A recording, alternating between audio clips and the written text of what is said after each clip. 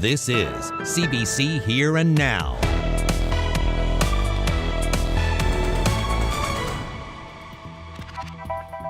Most services have been suspended at the Wabush Airport. I'll have more on that coming up.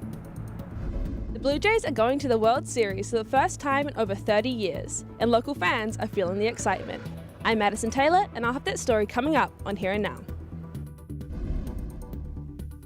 Good evening and welcome to Here and Now. We begin tonight in Labrador, where flight cancellations at the Wabush Airport are causing big travel headaches for residents of Labrador West. The CBC's Reagan Burden has more. Amanda Harnum's daughter was born with one kidney, and once a year she has to make the trip from Labrador West to the Janeway to see a pediatric nephrologist who travels to St. John's from Halifax to hold clinics.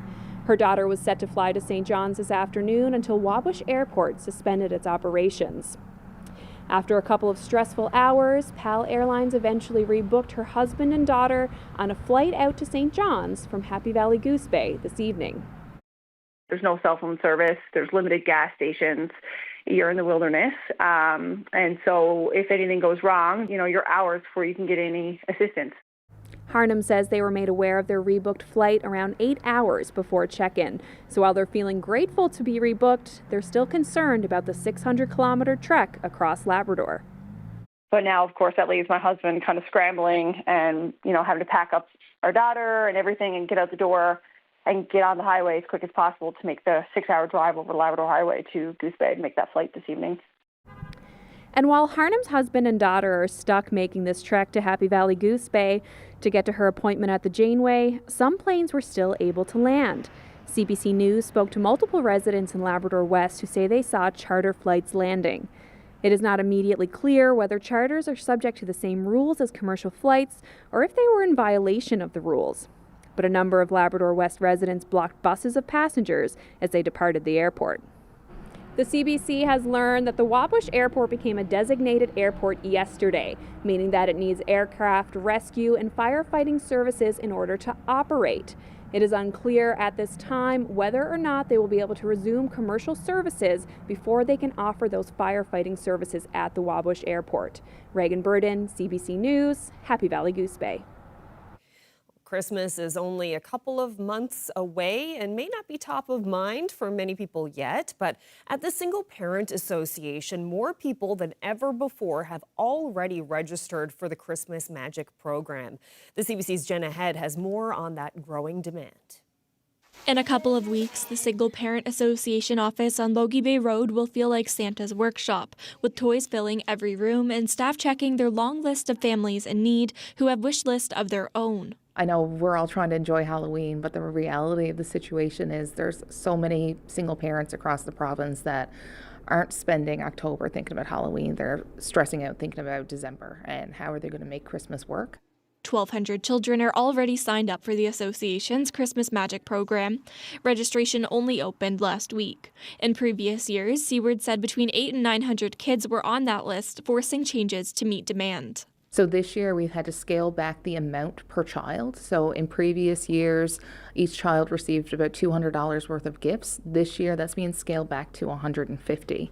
The association are also asking families for children's general interest rather than specific items. Seaward says the goal is to provide Christmas to more families than ever before, even if that means giving less to do more, because donors are also struggling. Donors have less to give, so if we can set it up so that parents are still receiving Christmas Magic for their families, but donors are also able to afford to provide that, then we've done our job. It's a win-win. If it seems early, then you're probably in a really good place. Registration has also opened for people interested in sponsoring a family through the Christmas Magic campaign. Seaward expects the first packages will start going out next week.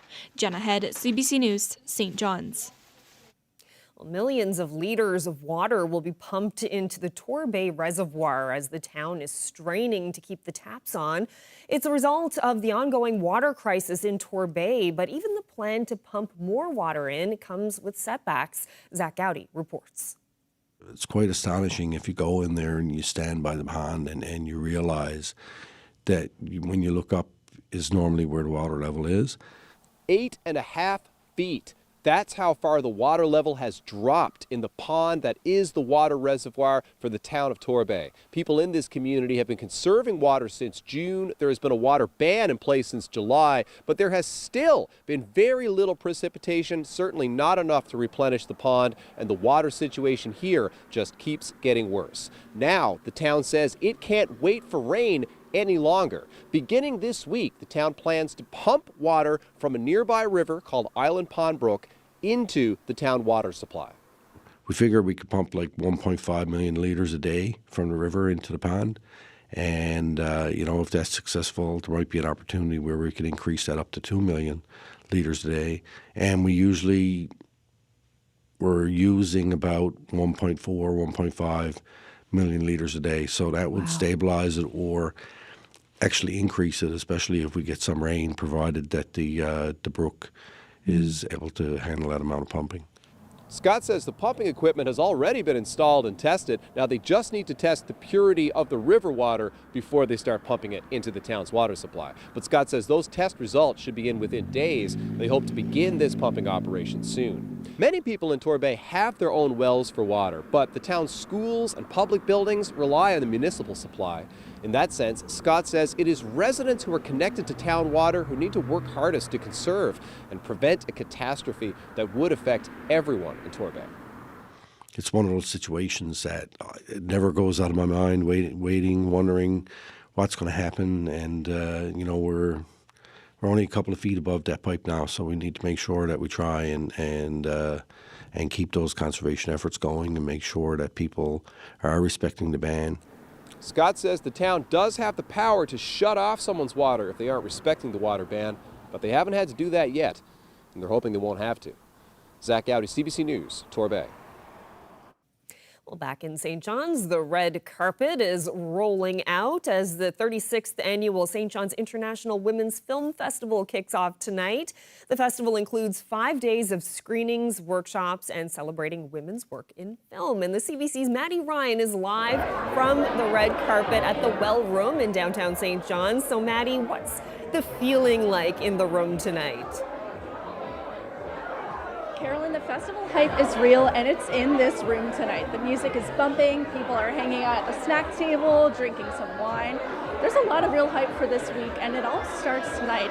And actually, I have one of the women behind all of this here with me right now. I have Executive Director Jen Brown here.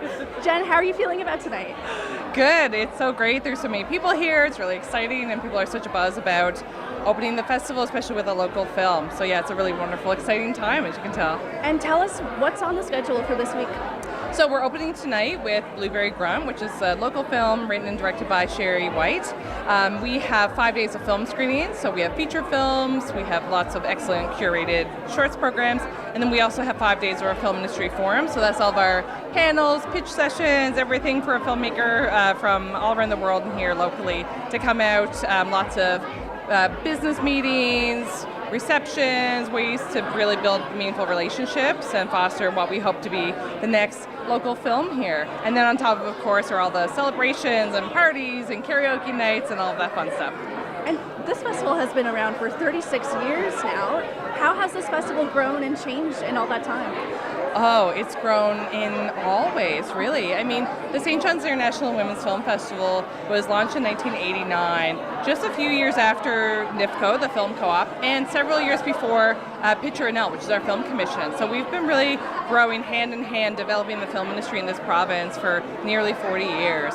So it has changed from, we were a really scrappy, a couple of film screenings, but the community came out, and the community kept coming out, wanting more and more. So the trajectory of this festival, and I think obviously in line with our film industry, has grown exponentially. And it's so rooted in both, we're one of the only opportunities for audiences to see independent films, for local filmmakers to get their work celebrated and shared on the big screen.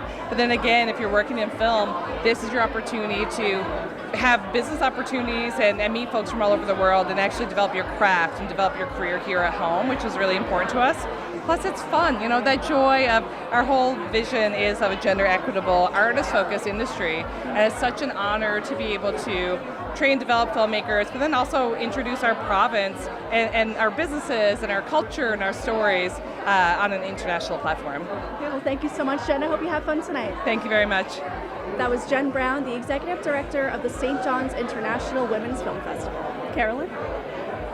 Thank you so much, Maddie. That's the CBC's Maddie Ryan live in downtown St. John's. And you know who else is celebrating tonight?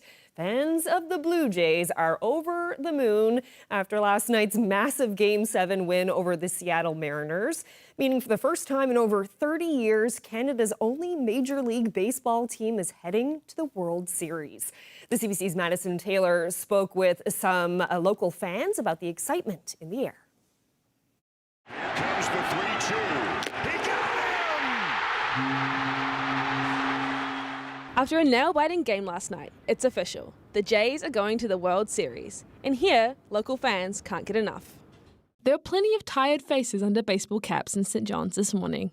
Fans who stayed up late to watch the Jays triumph over the Seattle Mariners in Game 7 last night. And at Maverick Sports and Collectibles, staff and customers are feeling the Blue Jays frenzy. It's been really busy. We've sold a lot of Jays stuff, and it's had its ups and downs depending on if the Jays are winning or losing or whatever else. But by far, they're the most popular team here, and it's actually really surprising this year how many people we've had coming in buying stuff who are actually going away to the games in Toronto, or I even had a couple of people in this morning who are going to the Dodgers game. Owner Andrew Corbett will have a few of the jerseys he sold in the Sea of Blue. I always say I'll look out for them, but now when you got 40,000 people, it makes it a little difficult. After 26 years in the business, he says this season feels special.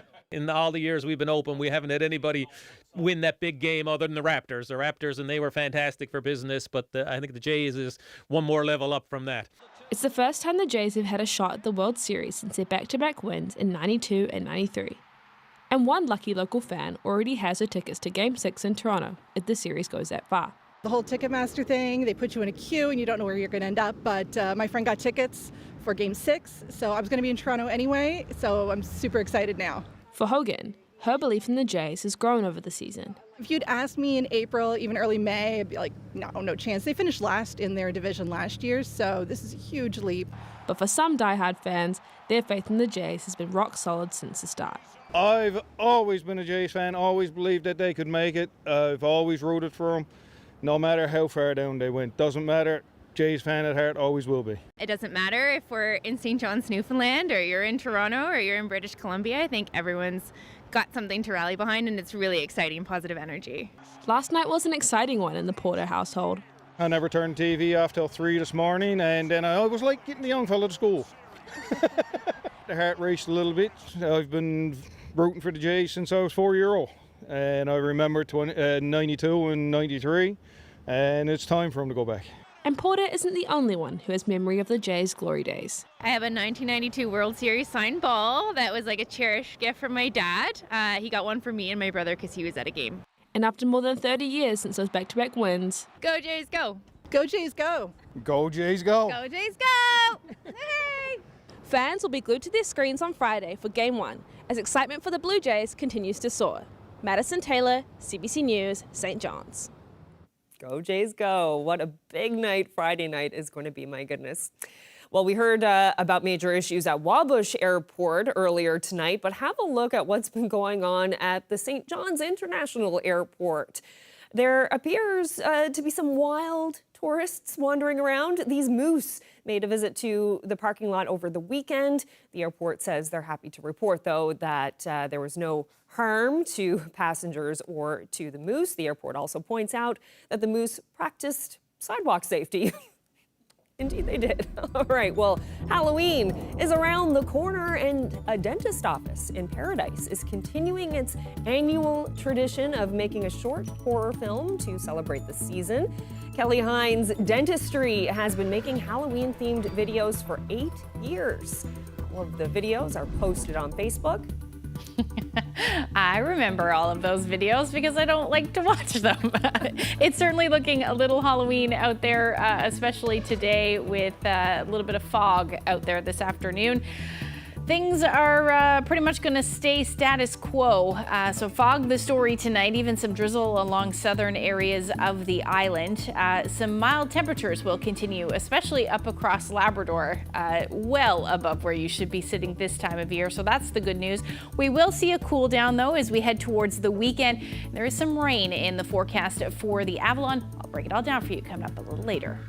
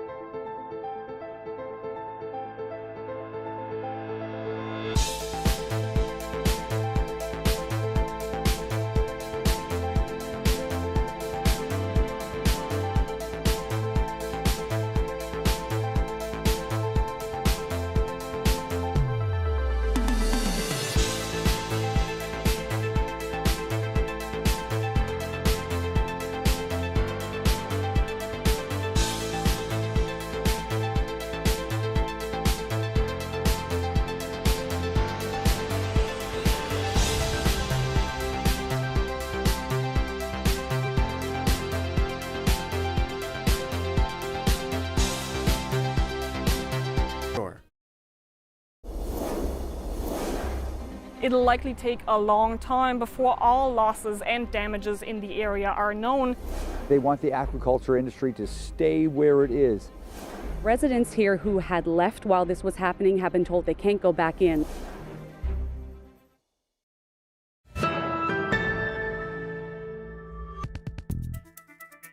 A Mount Pearl couple is accused of stealing 90 pairs of pants from Lululemon. The RNC is accusing the couple of stealing $10,000 worth of pants from the store in the Avalon Mall yesterday morning.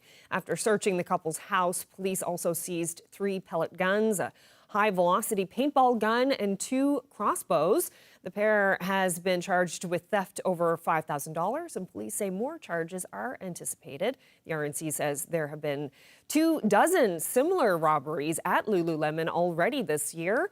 The General Investigation Unit says thieves are selling stolen goods on social media platforms such as Facebook Marketplace.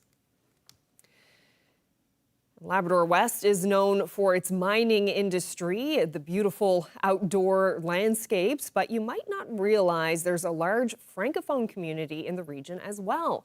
One of the region's Francophone founders is moving away after 58 years. Here Now's Daryl Din brings us the story.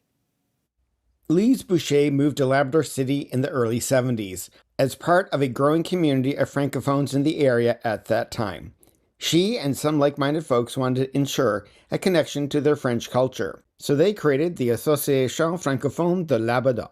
You know, people ask me that when I came. Why do you need an association? I said, I'll tell you something. I went to Alberta, and then there is a Newfie bar, there is a Newfie grocery store, there's a Newfie this. I said, why? Because it is your culture. Because you feel the same way the people feel. And they understood then.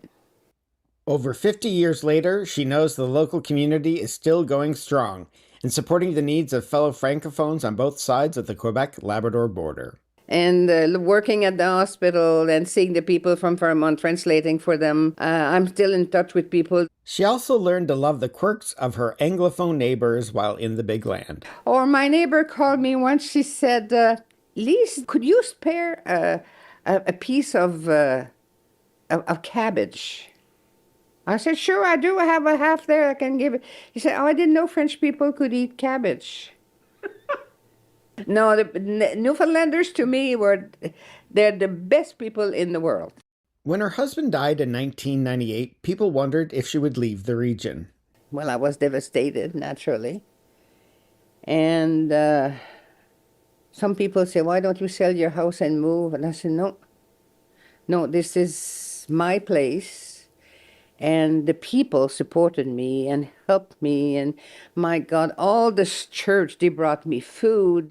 Now at 85, Lise has decided to move to Montreal to be closer to family, since there is very little housing adapted to seniors' needs in Labrador West.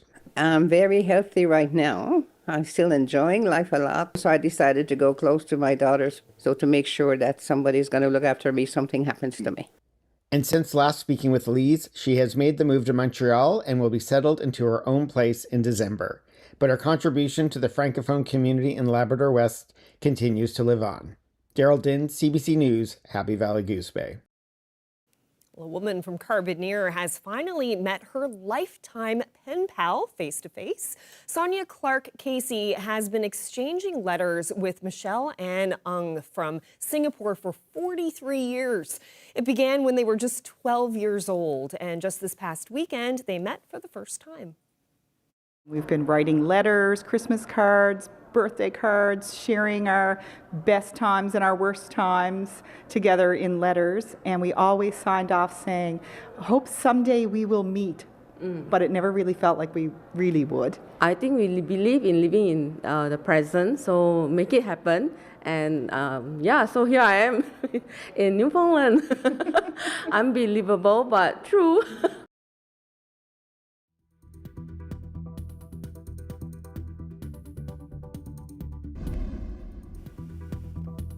Well, it's a pretty lovely evening out there. You can't see it, but there you go.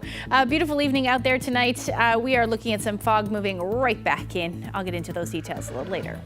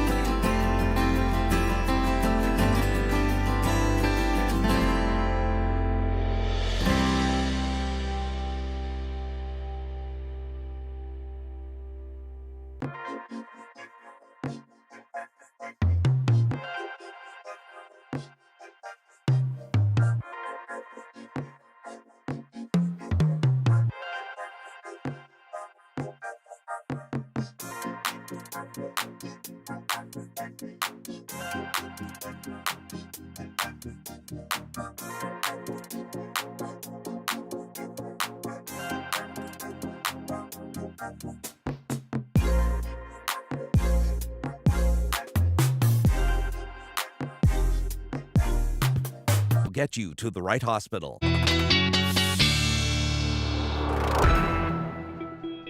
right, time for a look at the weather, and it's been beautiful here in the east, but Labrador, it's really warming up. Yeah, and it has been warm. Temperatures well above where you should be sitting this time of year. We talked about this yesterday and yet again today. So Cartwright, 5 degrees is where you should be sitting. 17 degrees is where you topped out this afternoon. Same thing for Happy Valley, Goose Bay, Lab City, Wabush at 13 degrees today, but normally you should be hovering around 1. So certainly lovely weather. Now for the west coast of the island, 16 degrees in Corner Brook, typically around 9 degrees. And then as we head further towards the east, St. John's right around degree warmer, but 11 degrees today in St. John's. Really dependent on where you are, though, because most of the east, anyway, socked in fog for a good chunk of the afternoon. But it is still warmer than where we were sitting yesterday, especially in Gander, Bonavista, between 5 and 6 degrees warmer, and even Mary's Harbour, 7 degrees warmer than where you were sitting yesterday. And take a look at that temperature, still 16 beautiful degrees right now. You head towards the Northern Peninsula, though, temperatures are a little cooler, only around 10 degrees at the moment, and down to the single digits in St. John's at 7 degrees. Right now. But we are sitting under a nice big ridge, well, a ridge of high pressure at this point.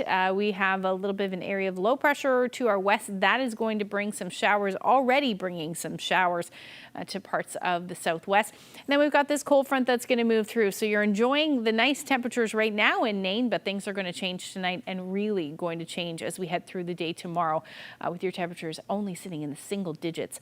So quite the change for you. As far as the satellite goes right now, still seeing generally clear skies through parts of central, parts of the west coast as well. But that shower activity moving in now, and we will continue to see those clouds on the increase through the overnight tonight. That will move towards the northern peninsula. So most of us should be in cloud cover tonight, along with some fog patches. Best chance of showers will be for the west coast, along the south coast of the island with some drizzle and fog. And then even parts of central, you may see a few showers in the mix there as we head towards the early morning hours. And then up across Labrador, by the time we get to the morning, most of you will be seeing cloudy skies along with some shower chances there as well. Your overnight lows tonight are going to sit in the single digits for most, with the exception of the southwest. You should hover around 11 degrees tonight. Going to be windy as well in the Rec House area because of those southeasterly winds. So you'll likely be seeing those gusts 90 to as much as 100 kilometers per hour. But the west coast will see, especially towards the right towards the coast, you'll be seeing those gusts as high as 60 kilometers per hour tonight. Labrador between 4 and 7, and just some showers for the north and west, as I mentioned. And then as we head into the day tomorrow, again, a little bit unsettled, although there will be some peaks of sun in the mix for the Avalon potentially, and then for essentially the western half of the island. Most of Labrador will stay cloudy tomorrow with some shower chances. And then we'll see some showers potentially again for the Bonavista Peninsula, as well as the Burin Peninsula, and potentially the Canagra Peninsula as well as we get into the evening and overnight. Labrador, by the time we get through the overnight into early Thursday morning, then you are looking at some periods of rain moving in, and eventually by the time we get to Thursday morning, most of Labrador will be seeing some shower activity. Temperatures tomorrow are going to stay again on the mild side, anywhere from 10 to as much as 16 or even 17 degrees through parts of central. We will see those winds out of the south or southwest, somewhere between 25 to as much as 40 kilometers per hour. But again, some sun likely peeking out into the afternoon for the south coast, but you are looking at that fog at least through the first part of the day. For Labrador, there's that big drop in temperatures I was talking about for Nain, down to 5 degrees. The rest of you should stay in the double digits, 10 to 15 degrees, along with those winds either out of the southeast or northeast, depending on where you are. So it is certainly a beautiful evening in downtown St. John's, as we were talking about. And the St. John's International Women's Film Festival is getting ready for its opening night gala. And the CBC's Maddie Ryan is outside the Majestic Theatre. So Maddie, how are things looking down there? Ashley, the excitement is really amping up down here tonight. I'm outside of the Majestic Theatre in St. John's, where the first film of the festival is screening here at 7 o'clock. And that's Blueberry Grunt, a locally made film by director Sherry White. And actually, Sherry joins me right now. Hi, Sherry. Hi. Sherry, first of all, just tell us, what is Blueberry Grunt all about? Blueberry Grunt is about a couple, and Lisa Verbo-Martel plays Vivian. So it's about a couple celebrating their wedding anniversary, and they go blueberry picking, and sort of all the tension in their relationship kind of comes to blows, and they have to either do or die, right? That's right. No spoilers. No spoilers, yeah. And how does it feel to you to have this film opening up the festival this year? Oh, it's amazing. It's a dream. I love this festival, and I love this audience. So it's a great, I'm really, really excited. I feel like the film is not really finished until this audience sees it. So. And Sherry, you've been involved in this industry for quite some time. How has the landscape for women in film changed in that time?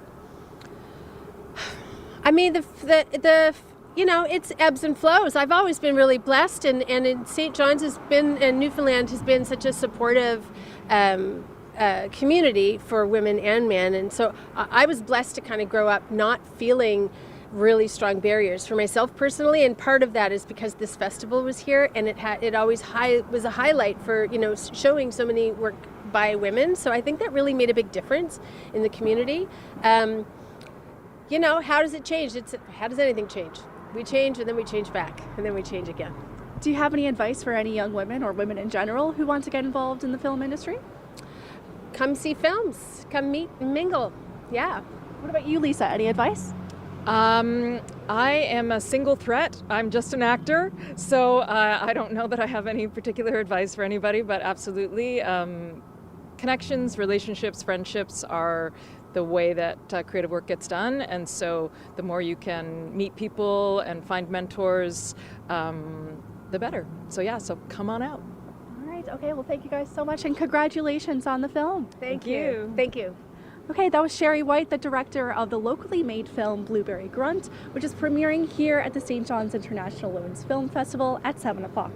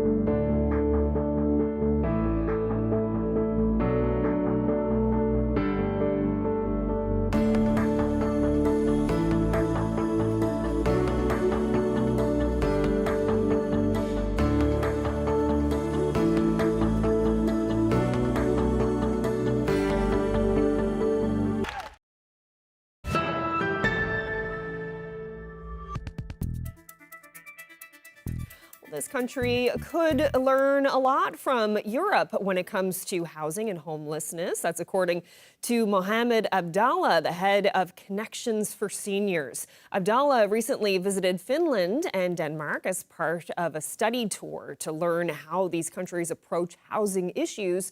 The CBC's Jen White asked Abdallah about what he learned on his trip. I learned that ending homelessness is very possible. Finland is the only country in Europe that has been reducing homelessness over the last 30 years. In 84, they had 20,000 homeless person. They saw that it's shameful, using their own words. That's what they said to us, and it was something that people said it cannot sustain anymore. The programs that are generating from actually creating more housing solutions. When you compare, like in Canada, there's thousands of unhoused people in similar city sizes. It's just the way that they are focused, their investment. It's not like they are spending much more, it's just they are spending it differently.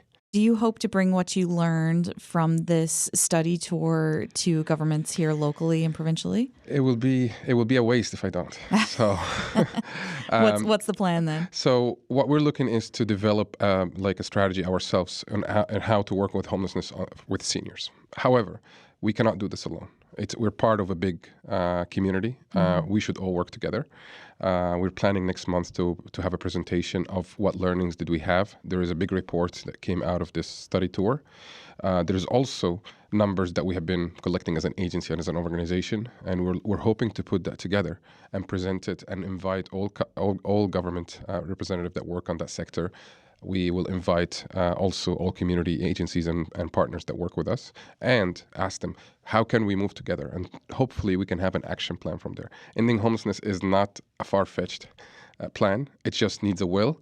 And we need to start saying, what are we doing wrong? And what can we pivot in order to have better outcomes?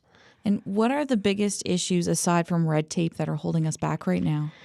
I think our culture needs to shift a little bit. So communication between government, community, and the actual problem, I think, can be much better.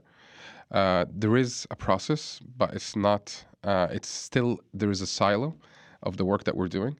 I don't see learnings from what the community is doing to inform government, which is the most important part.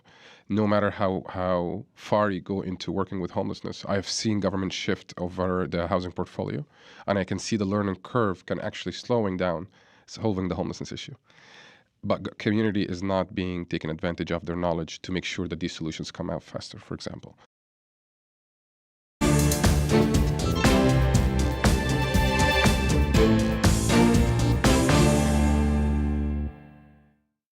Now to a CBC News exclusive about the Royal Canadian Air Force and how a plan to fix a problem did anything but. The goal was to keep trained pilots from being lured to commercial jobs with better pay. And Murray Brewster now has more on the internal documents that show it's just not working. This takes a lot of piloting skill and experience, something the Air Force is struggling to maintain. There has been a shortage of pilots and a low number of technicians. So we have put many initiatives in place. That includes a 2021 pay restructuring intended to keep fully qualified pilots from bailing to the private sector. They get a bonus for experience and skills that mimics commercial airlines. According to internal documents obtained by CBC News, that plan had unintended consequences. Experienced captains and other mid-level officers can now be paid more than higher ranks. And pilots have filed 85 grievances. The commander of the Air Force looks at the upside. We have been able to reattract some pilots who had retired back to the RCAF. Some of that was due to an increase in pilot pay specifically. The aim of the bonus was to retain flyers, yet frontline fighter squadrons are only 66% staffed, just as they begin the switch to the F-35. National Defence has a plan in place, but their current plan predicts that they will not have enough qualified pilots when all the planes are expected to arrive in Canada. Commercial pilots have the potential to make over $350,000 a year, more than the country's top military commander. A retired senior Air Force officer says the system is not sustainable. Having a junior officer getting paid more than a senior officer on the exact same unit doing the exact same thing, I mean, it doesn't make any sense. And that just, underscores or shines a bright light on, the lack of thought. In a statement, the Air Force stands by the new pay system. The internal report, however, says the Air Force ignored the experience of other allies and basically did its own thing, without much research into alternatives. Murray Brewster, CBC News, Ottawa. Well, new research suggests fewer children developed an allergy to peanuts after they were exposed to the food early on in life. Christine Birak explains the research findings as well as how and when parents can start introducing peanuts to their children. So how old were your kids when you introduced peanuts? As soon as he was able to sit upright and he was allowed to have purees, so which around 6 months. I think earlier is definitely better. That may surprise parents with older children, but advice changed dramatically around 10 years ago. Now studies suggest introducing peanuts as early as 4 months old can help. So this study is really exciting. A new American study looked at guidelines for early food introduction and patterns of food allergy. Researchers found introducing allergy-causing foods early, especially peanuts, can lower allergy rates in children. Kids born after 2015, when new guidelines were introduced, saw a 43% drop in peanut allergies. Doctors say milk allergies also declined, but egg stayed roughly the same. This doctor's daughter has severe allergies. She says if she could go back, she would have offered peanuts, eggs, and many other foods earlier. The goal is to prevent these allergies because avoiding a food when you have a severe food allergy, every single meal, every single day, has a real impact on your quality of life. You can do it, and you can do it safely. Have that confidence. Doctors say food allergies impact roughly 1 in 2 households, or about 3 million Canadians, but advice on what to do isn't always clear. Baby steps, that can be having a little bit of peanut butter thinned out and mixed with breast milk or expressed milk, with formula, with water diluted out, just a teeny bit on a baby spoon. While the guidelines seem to be working, some children will still develop severe allergies. Canadian researchers are now looking at ways to better predict which kids are at highest risk so they can get the right support early on. Christine Birak, CBC News, Toronto. Members of a First Nation in Yukon are going high-tech to protect their heritage. Some of its elders have been turned into holograms as a way of sharing their knowledge and stories for generations to come. Juanita Taylor has the details. I think it's amazing. Crystal Prophet is seeing her 70-year-old uncle as a hologram image for the first time. I'm really excited about it. I actually have goosebumps. I had tears. This digital version of Franklin Lee Patterson shows how to make traditional medicine from plants. I can't believe that there's 2 of me in Mayo. The First Nation of Nachaunayakdun in Mayo, Yukon, partnered with Carleton University to develop technology to help preserve their way of life, using artificial intelligence and holograms. The project has a Northern Techoni name, a language with less than a dozen speakers left.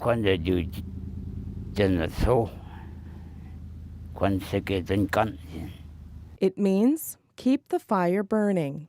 This elder says he didn't lose his language in residential school. It's like my mom and dad say, carry on this. Don't let it die. Don't let it fade away. Carry on. And that is why Walter Peter agreed to take part in the project. All right, I'm disoriented. The project is multi-platform, including using virtual reality, desktops, and tablets, all things people of all ages use. Okay, now you gotta listen, okay?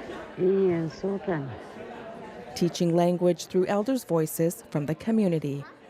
See the character here, and that's the beauty of this device that allows audience to feel that they are actually here, and it makes it a lot more engaging.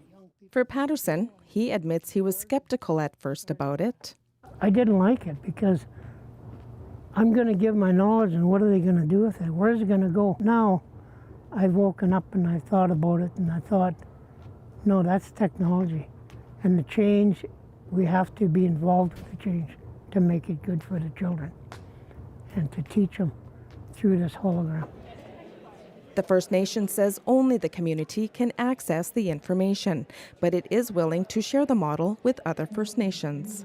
This is what Truth and Reconciliation is really about. You know, this is our day to reclaim our voices, and we're not going to let it go. A community celebration was held to unveil the project. When I leave to the spirit world, I'm going to leave my knowledge behind on that machine. For generations to come. Juanita Taylor, CBC News, Mayo, Yukon. Well, back to baseball now. Monday night's victory by the Blue Jays had many people calling it a win for all of Canada, not just for Toronto, but for baseball fans in Montreal, where the defunct Expos are still beloved. Does that still hold true? The CBC's Jay Turnbull went looking for answers. The Blue Jays are Canada's team. Or are they? I mean, this is Montreal, the home of the Expos. I mean, sure, the team hasn't played here for more than 20 years, but for a Montrealer to cheer for a team from Toronto, that's complicated. Come on in. Here we are in the heart of Montreal, where Brian Bloomer has a bit of an Expos shrine in his room. The team was ripped out of Montreal in 2004, taking fans' hearts with it. The Canadians, I'm not that big of a fan. Alouettes, I was a season ticket holder. I gave them up, but the Expos, I really miss them every day. Like a jilted lover, Brian wanted to move on. Okay, Brian, it's not unusual for a Montrealer to be a big Expos fan, despite the fact they left a couple of decades ago. But can you give us an unveil here? A Blue Jays jersey. And cap. You've transformed. Yes. Let's be clear here, Toronto. Brian would never cheer for the Leafs, but he watches nearly every Jays game, and he's not alone. Would you consider the Toronto Blue Jays to be Canada's team? Absolutely. Once they started getting Russell Martin and Alex Anthopoulos, local kid, to be the GM, started playing games here, I just, adopted them and fell in love with them, and now I'm an avid fan. So there are converts, but not everyone. Yes or no question. Did the Jays kill the Expos? They helped kill the Expos. Noah Seidel grew up living and breathing everything Expos. He is decidedly not on the Jays bandwagon. Seidel's hatred of the Jays runs deep, and there are a few different reasons for it, but this might be the clearest. I always like to say it's our birthright as Montrealers to hate Toronto sports teams. Jay Turnbull, CBC News, Montreal. Well, an incredible clarinet performance to show you now by a British woman with Parkinson's disease during an operation on her brain.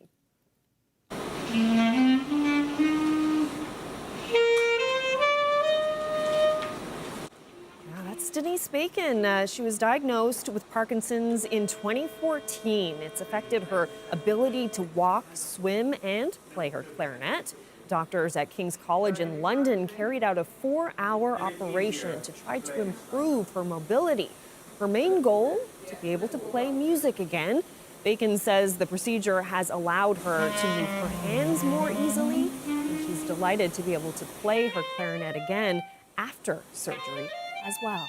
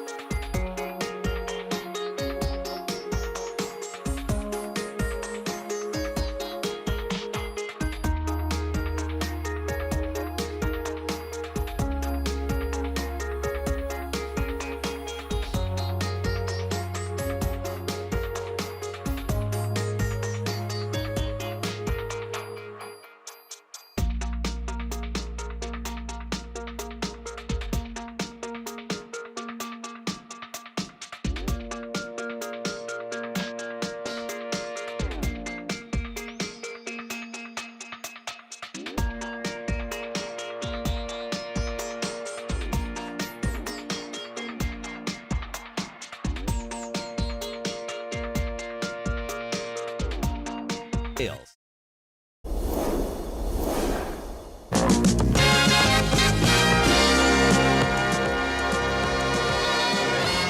and now, with Glenn Tilley and Ann Budgell. Good evening, everyone. In Newfoundland and Labrador tonight. You gotta wait till the negotiations are over. They use 90 to 120-foot longliners. The center is scheduled to shut down at the end of this month.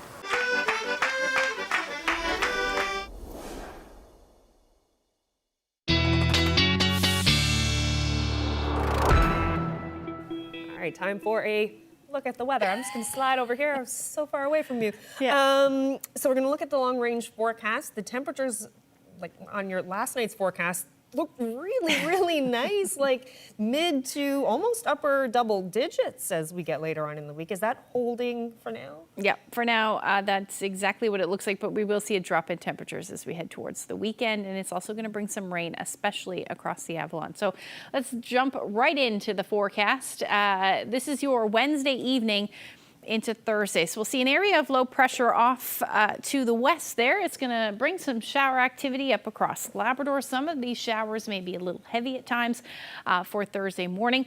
And then we're going to see that as well for parts of the island as well. They'll start in the southwest, and then eventually we will see that trough or front move through into the evening hours as well. So along that, or even in behind that, we will see that shower activity. Now, there will be some sun in the mix for parts of Labrador, but overall it will be cool for the north coast. So you're going to stay in the single digits, about 5 degrees through the afternoon.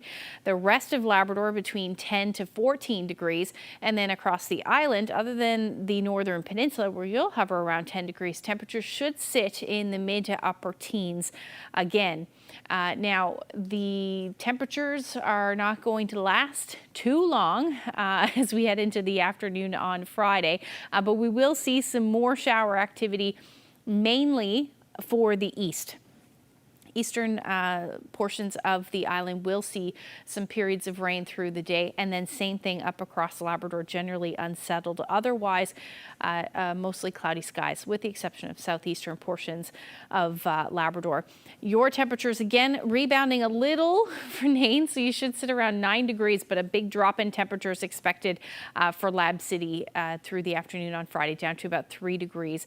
And then we will see that drop in temperatures just a little bit, but still in the mid-teens for most areas, particularly for the east. And then for the northern peninsula, you'll be hovering around the 11-degree mark. So really unsettled as we get through Friday. As we look ahead to the long-range forecast, we will see that drop in temperatures for St. John's and eastern Newfoundland for Saturday. And we're going to hang on to that period, those periods of rain as well. Sunday, just some shower activity, but a daytime high around 10 degrees. Then we'll start to see our overnight lows dipping back down to the single digits. And then for central and western Newfoundland, you're looking at your temperatures dropping for the weekend as well, although it doesn't look as unsettled. You may see a few showers for the west, but it actually looks like a pretty decent Sunday there for central, Saturday rather, and then a few showers will roll in for your Sunday. Then for Labrador, overall temperatures will stay in the double digits until Sunday, and there's even some snow in the forecast for western portions of Labrador. Our weather photo of the day taken on the Avalon, again, Carboneer. Take a look at this. Have you ever seen a fog bow before? I have not. I don't think I have. And you don't really see the color, so yeah. No, it's just fog. So basically same principles as a rainbow, where it's diffracting the light, but it's through little baby water droplets. So you don't see color? Yeah, you wouldn't see color, just fog. Comprised of cloud. It's pretty cool. Lindsay, thanks for that. If you have any weather photos you'd like to share with us, you can send them to nlphotos@cbc.ca. Thank you, Lindsay. A fog bow. Just learned something new. That's my job. All right, well, that's it for us. Thank you so much for spending part of your evening with us. Good night.